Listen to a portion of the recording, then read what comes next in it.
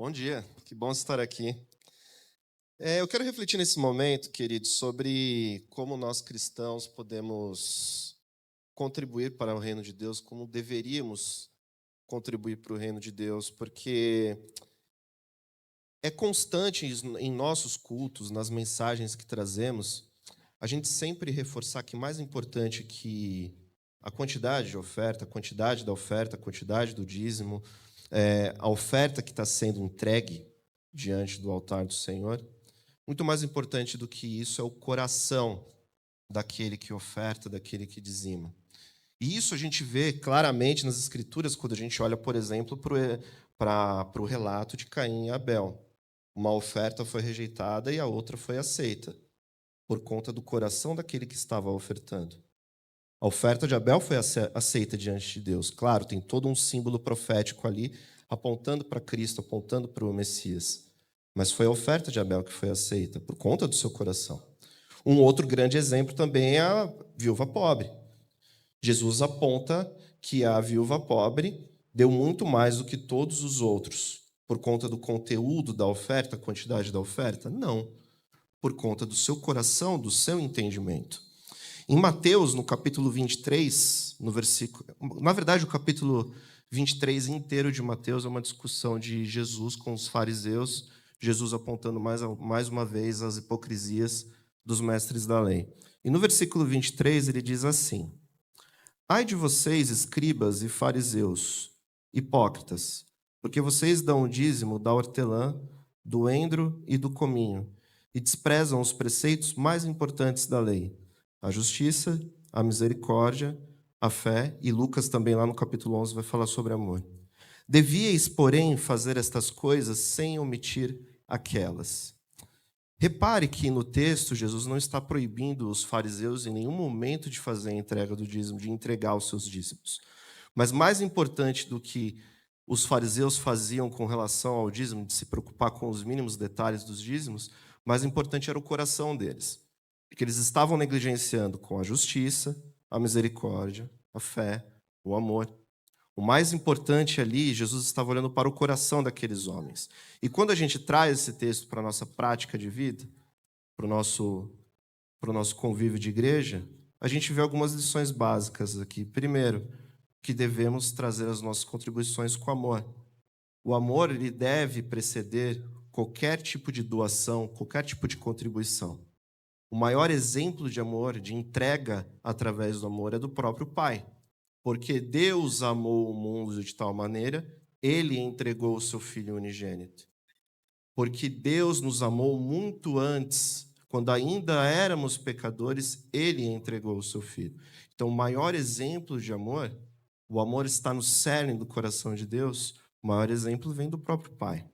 Devemos também dar com justiça, e aqui muito por conta também do mundo desigual em qual vivemos. Mas não apenas isso, quando a gente olha para toda essa questão do dízimo, existem muitos ensinos legalistas em cima da questão do dízimo, questão das contribuições.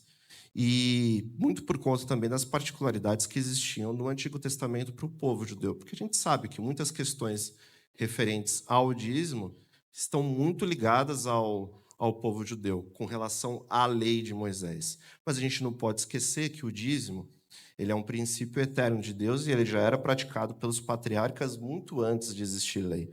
Mas quando a gente fala de contribuir com justiça, convenhamos, queridos, a gente vive num mundo muito desigual. Ainda mais no Brasil, onde quando a gente pensa que vai para frente, a gente volta 30, 40 anos para trás. Mas eu não quero falar sobre isso. A questão é que nós, quando olhamos para esse mundo muito desigual, a gente não deveria se apegar apenas aos 10%. Nós, como os cristãos, nós temos a liberdade em Cristo de ir muito mais além do que apenas esses 10% ao qual o Antigo Testamento, ao qual a Bíblia se referencia. Nós, como cristãos, como povo de Deus, como a nova Israel, a Israel de Deus, deveríamos olhar para a nossa comunidade, olhar ao redor e estar atentos às necessidades da nossa comunidade, às necessidades daqueles que estão à nossa volta.